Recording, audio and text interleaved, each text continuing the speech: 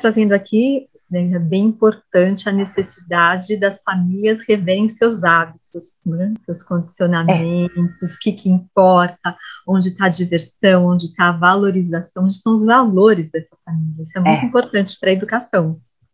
É muito importante para a educação, as famílias terem claro o que elas querem, porque às vezes falta um pouco de reflexão na família, sabe? O que eu quero para o meu filho? Que educação eu quero? Põe na esgrima, no judô, no karatê, no chinês, no coreano, no alemão, no inglês. Gente, ele é só uma criança, deixa a criança brincar um pouco também, sozinha, com os brinquedos dela no quarto.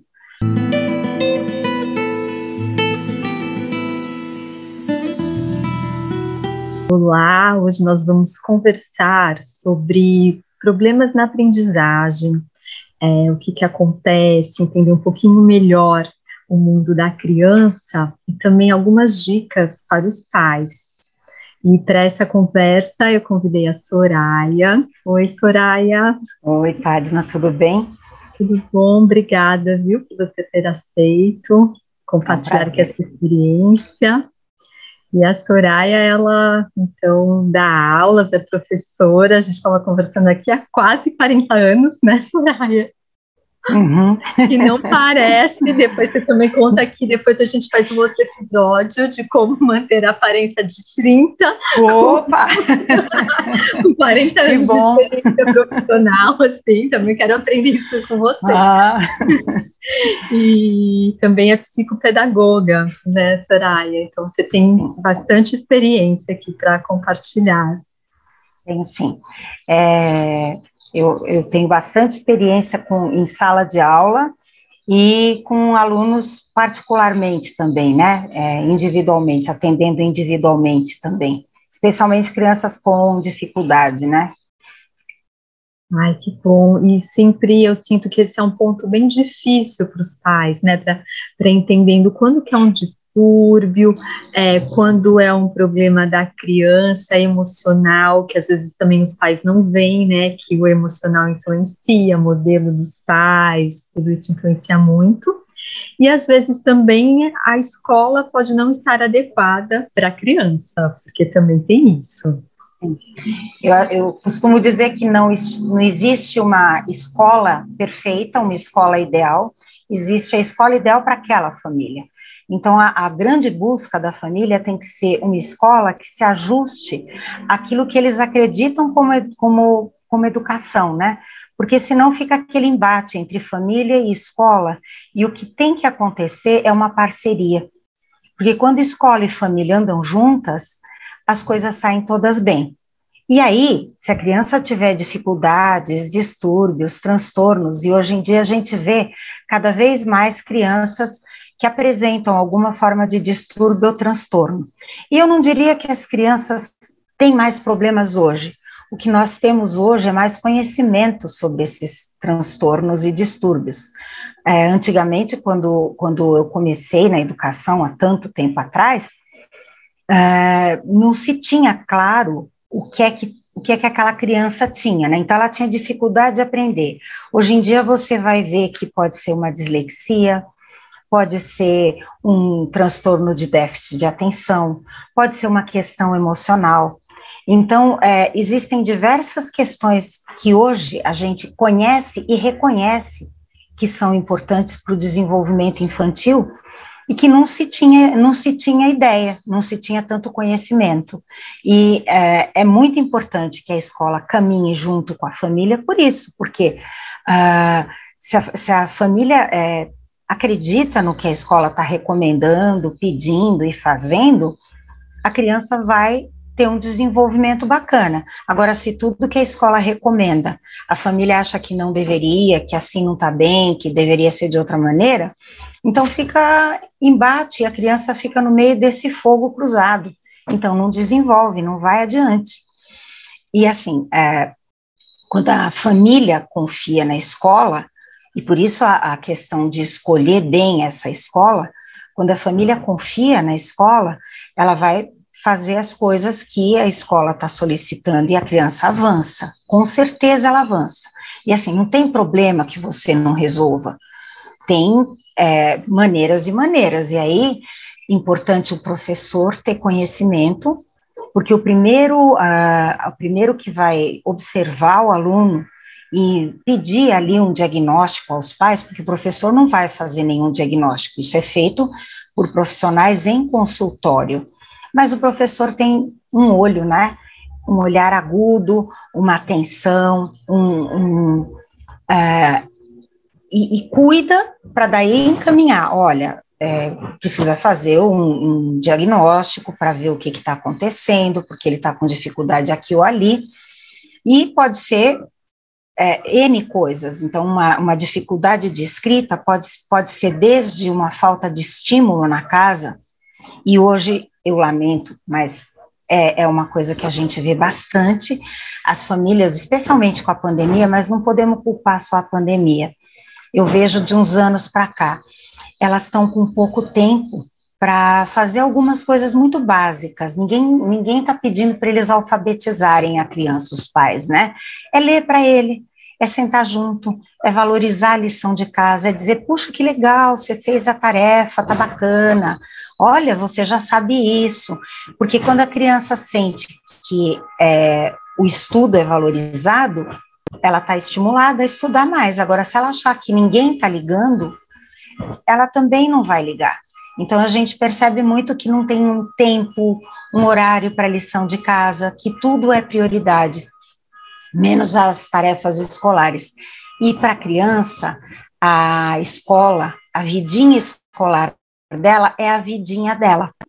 Então, quando ela não tem essa valorização na casa, é como se ela não estivesse sendo valorizada, né? A gente, se ninguém valoriza o teu trabalho, como é que você fica, né? E a criança, se ninguém está valorizando o trabalho dela, né? Gente, ela passa mais tempo com a professora do que com a família, né, horas ali, fazendo, depois chega em casa, tem tarefa, uma pesquisa, uma coisa, então, se a família não valoriza, não ajuda, não lê para a criança, ler é super importante, assim, antes de dormir, 10 minutinhos por dia, né, vai ler uma história em capítulos, vai perguntando, amplia vocabulário, que a gente vê que as crianças têm um vocabulário tão empobrecido, falta, sabe, falta conversa com a criança, falta jogar um jogo de tabuleiro, sabe, essas coisas que a gente fazia e que agora, acho que a internet, os meios eletrônicos, eles roubaram um pouco desse espaço aí, e as crianças ficam um pouquinho largadinhas, sabe, só no tablet, só nos meios eletrônicos, e com aquela recompensa imediata, né, da estrelinha e tal, né, e ela não encontra recompensa no conhecimento em si, né, então isso é difícil, né. E a criança acaba se sentindo muito sozinha, né, porque esse contexto familiar, do jogo de tabuleiro, das conversas, da leitura, né, a mãe contar uma história para a criança antes de dormir, pegar um livrinho, isso faz tanta diferença, né, pintando afetivo, né. Faz. E depois, às vezes, a gente percebe uma criança com dificuldade e, de verdade, ela não consegue esconder da professora que ela não está com dificuldade. Ela está querendo, às vezes, chamar a atenção. Então, o meio que, às vezes, uma criança encontra de chamar a atenção dos pais é apresentando uma dificuldade, porque aí ele vai ter que me olhar. Agora ele vai ter que me dar atenção porque eu não consigo fazer lição. Só se a minha mãe ficar o tempo inteirinho do meu lado, né? E sendo que o que a gente quer na tarefa é autonomia, né? Que a criança seja um protagonista do conhecimento. A função do pai não precisa ficar lá sentado o tempo inteiro enquanto a criança faz lição. Mas depois que acaba, nossa, deixa eu ver que bacana, você está aprendendo isso, que legal. É esse o papel, né? Eventualmente, numa coisa ou outra, mas aí a criança, para ter essa atenção, ela acaba, mãe, hora da lição, não consigo fazer nada. E a mãe vem louca, meu filho não consegue, e não é que ele não consegue, ele quer aquele momento. Então eu sugiro coisas muito simples do tipo, você diz para ele, faça a sua tarefa e depois nós vamos jogar um jogo juntos, depois eu te conto uma história, né? Esse é seu trabalho, quando você acabar o seu trabalho, aí a gente faz uma coisa legal juntos, e aí vai trocando, sabe, aquela coisa que vira, às vezes, uma tortura para a mãe, porque a criança quer prolongar aquele tempo, né, ao máximo, Porque ela quer estar com a mãe, com o pai, com o familiar que pode, né? Então, e aí, às vezes, vira distúrbio, porque o desinteresse é tamanho, que ela vai tendo uma defasagem, não um distúrbio, mas uma defasagem. E aí, todos esses transtornos reais, né, como o transtorno de, não que não seja real, querer atenção, isso é legítimo, né, e causa distúrbios muito sérios para a autoimagem, né, da criança, né, não achar que ela é importante, mas outros como o transtorno de déficit de atenção, que eu vejo que isso sim está crescendo muito e sim está associado à exposição às telas desde muito pequeno, e falta de pegar na terra, sabe, brincar com as coisas mais concretas, então o dedinho que só, desde bebezinho, aquele dedinho que só roda assim, né, então não ter esse movimentozinho de pinça, né, essas coisas muito simples, e que a exposição às telas, comprovadamente, tem aumentado alguns transtornos, isso é uma verdade, muita exposição, não é recomendável. Tem alguns países que proíbem, inclusive, o uso de celulares e tablets até os 12 anos. Imagina aqui, né? Os pais ficam loucos. Até os 12 anos? Agora, eu não sei se é assim, mas a França, até uns 3 ou 4 anos atrás, não podiam usar até os 12 anos. Bom, rede social, uma criança até, acho que 16 anos, legalmente não pode usar. Então, se a tua filha, teu filho, não sei se 12 ou 16, a tua filha ou teu filho, se ele fizer alguma barbaridade numa dessas redes sociais, os pais são responsabilizados, porque legalmente ele não deveria estar usando. Porque ele não tem mesmo competência intelectual para entender o alcance daquilo tudo, né? Então, ele manda, às vezes, fotos que humilham o colega e tal, porque para ele é uma brincadeira naquele momento, como ele faria na classe. Uma brincadeira sem graça, mas que criança faz, né? Só que aí o alcance é trágico, né? Porque ele não tem noção, não sabe, né? Então, essas coisas todas, eu acho que os pais precisam ficar cada vez mais de olho, de ter mais tempo de partilha mesmo, coisas simples, né? Dar uma volta de bicicleta no quarteirão, um jogo de tabuleiro, ler um livro não é nada muito elaborado, né? Dar um passeio, né? Isso eu acho que está faltando um pouquinho. E aí vem os transtornos que, de verdade, se tiver um professor com um olhar atento, uma equipe, né, que encaminha e vai ver, qualquer questão pode ser trabalhada, encaminhada. Tem coisas que não dá para você dizer, resolveu. Né, autismo, por exemplo, são coisas que a criança vai ter sempre, mas dá para ter um aproveitamento bacana, dá para conviver na sala, é bom para todo mundo, né? Para quem não tem o transtorno, a dificuldade, e para quem tem, né? Porque todo mundo aprende a respeitar, né? A lidar com as coisas que são diferentes, né? Enfim, né? Fica mais generosinho, né? E acho que a gente precisa mesmo disso, né? Um pouquinho mais de generosidade. E também é muito importante, né? Eu sinto que os pais não param para pensar no exemplo que eles estão dando. Eu já atendi criança, logo que eu me formei, assim, meu primeiro paciente foi uma criança e trabalhei bastante tempo com atendimento infantil, depois eu me aposentei, só porque eu vi que o problema sempre estão nos pais, então eu achei que eu amo criança, adoro criança, mas eu achei que eu ia ser mais útil atendendo os pais, então, do que as crianças. Com certeza. E eu lembro muito, assim, de um menininho, que ele tinha ali uns 5 aninhos, e ele chegava nas sessões para brincar, e ele falava assim para mim, e ele nem tinha muito prazer em brincar, né, era ludoterapia, foi desenvolvendo, e ele falava, eu não vejo a hora de crescer, não vejo a hora de crescer para eu poder me divertir. E aí eu falei, por que você precisa crescer para você poder se divertir? Porque eu vou poder tomar vinho, eu vou tomar vinho quando eu crescer. É um modelo. O modelo que ele tinha eram os pais tomando vinho e falando, agora chegou a hora da nossa diversão. Então, como a criança grava, né, isso. A mesma coisa com as redes sociais, porque eu vejo muitos pais brigando com os filhos, que eles não largam o celular, que precisa estudar, tarará, mas os próprios pais, às vezes, na Não mesa, larga o estão com o celular. celular na mão. O exemplo é muito importante. Então, tem que ter alguns acordos aí, né? Então, na mesa, na hora das refeições, garantir pelo menos alguma refeição com os filhos, acho importante, porque é onde você pode conversar um pouquinho, né? E aí, ninguém usa o celular. Não pode ter nada tão importante, não sei, a não ser um médico, né, que tem pacientes ali, coisa e tal, mas eu costumo dizer, quando os pais, às vezes, em reunião, falam, você pode dar o seu WhatsApp? Eu digo, olha, eu tenho um e-mail institucional que a escola oferece. Não, mas e para emergência? Eu digo, não existe emergência pedagógica. Não há nada que não possa esperar até o dia seguinte. Mas e se ele não souber a lição no dia seguinte? Ele pode. Essa urgência é uma geração que sofre de urgências, né? Tudo tem que ser... Não, ele pode esperar. Ah, mas ele fica ansioso, ele lida.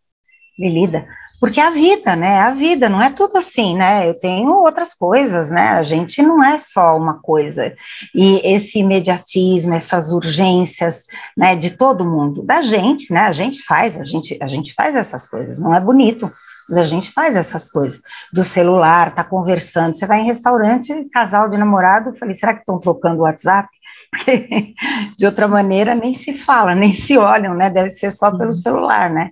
Então, essa influência das redes sociais e dos eletrônicos está ruim, a atenção das crianças diminuiu, eles precisam de estímulo imediato e constante, estímulo e recompensas, eles não aprendem só pelo aprender, mas querem sempre ter alguma forma de recompensa, e a recompensa devia ser o prazer de aprender, né?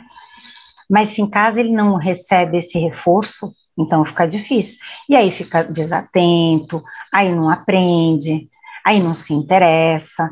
Então, muitos são transtornos de verdade, mas muitas vezes não são transtornos. É uma falta de interesse tamanha que a criança não, ela poderia, mas ela tá, não, isso não quero fazer outra coisa. E não tem um pai e uma mãe que valida. Olha, é importante, meu filho, precisa, que legal, você está fazendo, você está aprendendo, nossa, escreveu tudo isso, nossa, você está lendo tal livro, então aí ele vai, né? E claro, com relação a transtornos, se bem, porque também tem uma medicalização, né? Então tudo já vai medicando, isso é ruim também. Eu tenho muitos alunos com transtorno de déficit de atenção e pouquíssimos medicados, porque dá para ir lidando, né? Não precisa ir logo medicando. Criança não para mesmo, não é tudo que é transtorno de déficit de atenção, é peraltice, é saúde. Não para ficar sentado lá tanto tempo, né? Então tem todas essas coisas. Não dá para você achar que tudo é transtorno de déficit de atenção. Às vezes fica o dia inteiro em casa na poltrona, quando chega na escola ele quer ir com os amigos, brincar, né? Não é transtorno de déficit de atenção, não. É vontade de brincar mesmo, né? Do social também, né? Então, tem essas questões aí que são bem fortes também. Então, você está trazendo aqui, né, é bem importante a necessidade das famílias reverem seus hábitos, né, seus condicionamentos, o que importa, onde está a diversão, onde está a valorização, onde estão os valores dessa família. Isso é muito importante para a educação. É muito importante para a educação, as famílias terem claro o que elas querem, porque às vezes falta um pouco de reflexão na família, sabe? O que eu quero para o meu filho? Que educação eu quero? Põe na esgrima, no judô, no karatê, no chinês, no coreano, no alemão, no inglês. Gente, ele é só uma criança, deixa a criança brincar um pouco também, sozinha, com os brinquedos dela no quarto. Não precisa todo o tempo ter uma atividade dirigida, né? Esse ócio é tão importante, né? Fazer o que ele quer, né? De repente eles, mas eu estou entediado. Criança entediada é uma tragédia, né? Como assim, né? Qualquer coisa diverte, né? Não, eles precisam ter alguma coisa sensacional, espetacular, né? E ficou uma coisa insaciável, porque se não for sensacional, não prende atenção.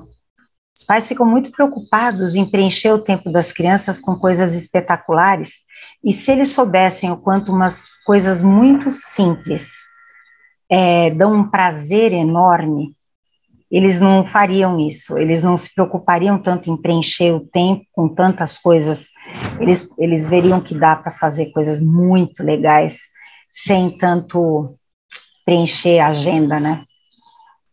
Sim, então, e tem coisas mesmo que são simples, né? Fazer uma hortinha em casa, a criança poder ir num lugar onde ela colhe a fruta do pé e vai fazer um suco, vai fazer um sorvete, um gelinho. Fazer um bolo, gente, Um bolo. quanta coisa que eles aprendem quando fazem uma culinária, né? Quantas coisas, eu agora estou fazendo uma maquete da escola com os meus alunos. Gente, bonito não fica, é com sucata, mas o que eles estão aprendendo de proporção, disso, daquilo, do outro, é tão legal, sabe? E é com sucata, com papel, com nada, né? Não é uau, né? Enfim, né? Então, dá para aprender, dá para ter prazer, dá para fazer junto, sabe? É o fazer junto que acaba dando muito prazer. Então, eu acho que é uma questão de rever o que você quer para os seus filhos, né? E valorizar as conquistas dela, o ler, o escrever, o fazer coisa, a massinha deles, vem lá com aquela massinha, olha que bonito, quer um pedaço de bolo, né? E às vezes a mãe não consegue nem dar atenção, né? Eles fazem aqueles bolinhos de massinha, olha o que eu fiz, né? E às vezes a mãe e o pai estão ocupados, né? Então é rever isso mesmo, acho que precisa mesmo, porque tá cada vez mais difícil ser criança. E depois vem, essa criança não se interessa pelos estudos, essa criança é preguiçosa, não faz lição de casa, mas como que estão esses hábitos familiares? Isso é o que mais importa, essa é a base mesmo. A base, colocar uma rotininha, né? Olha, de tal a tal hora você faz a lição nesse lugar, nessa escrivaninha aqui, que é só sua, que é para você ter suas coisas aí, para você fazer suas coisas direitinho, valorizar, né? Olha, você tem um lugar aqui só para você ter, né? Não faz lá na mesa de centro, em cima da toalha, sabe? Que fica aquela missão vendo televisão, né? Então, quer dizer, você percebe que não teve ali uma valorização da família. Pode ser na mesa da cozinha, mas no espaço dele, né? Onde for, né? Não precisa muito. Mas valorizar, não, agora você tem que desligar a televisão, você tem que prestar atenção, meu filho, você tem que, né? Mas não, faz aí, né? Faz aí. E aí, ele faz aí, né? Ele vai ouvindo essas mensagens subliminares e vai entendendo o valor que está aqui ou ali. E aí, depois, o preço vem, né? A conta vem, né? Sim. E um desinteresse. Nisso, sim, e aí depois é com base nisso que a autoimagem é formada, e é isso que vai chegar na vida profissional. Então, se a criança está ouvindo ali, se ela não tem esse estímulo, ela não tem essa base, ela vai achar que o problema é dela, mas não é, o problema está na base, e isso já vem uma autoimagem distorcida, que depois vai atrapalhar muito na vida profissional. Com certeza, e você deve ver isso no seu trabalho, né? Porque a vida dele, é o que eu digo, a vida dele, o trabalho dele é a escola. Então é ali que ele passa a maior parte do tempo. E se a família não está valorizando isso, é uma desvalorização pessoal que vem ali junto. E os pais não se dão conta, né? Então depois mais adiante dá trabalho para aprender, não consegue, não vai bem na escola e profissionalmente fracassa às vezes, né? Porque a desvalorização chegou cedo. E é muito, muito, muito triste. A gente vê, e é difícil, porque você fala às vezes para os pais e eles não têm essa escuta, né? E cada pai eu imagino, e eu sei, eu disse a vida inteira para as minhas filhas que quando a gente é mãe, a gente tem duas coisas, né? Duas certezas. Uma é que você cometeu erros, e a outra é que foi sem querer. São duas certezas que você tem. Você vai cometer erros e foi sem querer. Ninguém faz de propósito. E às vezes você fala, mas a pessoa não está pronta para ouvir naquele momento. Então não tem escuta. Não achou que era importante, não percebeu aquilo. E aí é difícil, né? Porque o tempo passa e aí já era, né? Já foi. Um momentinho ali, perdeu. E aí é trágico, né? A consequência, né? Vai indo, né? Sim. Nossa, muito obrigada, Soraya. Imagina, um prazer. Te ouvir, né? Você que vive isso há tanto tempo. Muito bom, muito obrigada. Eu adorei, obrigada por ter me chamado. Muito gostoso poder ter esse bate-papo aí. E você que é pai, você que é mãe, então, que você possa rever esses hábitos, ver como que você está incentivando seus filhos, o quanto que você está valorizando, porque isso vai influenciar toda a vida dele, toda.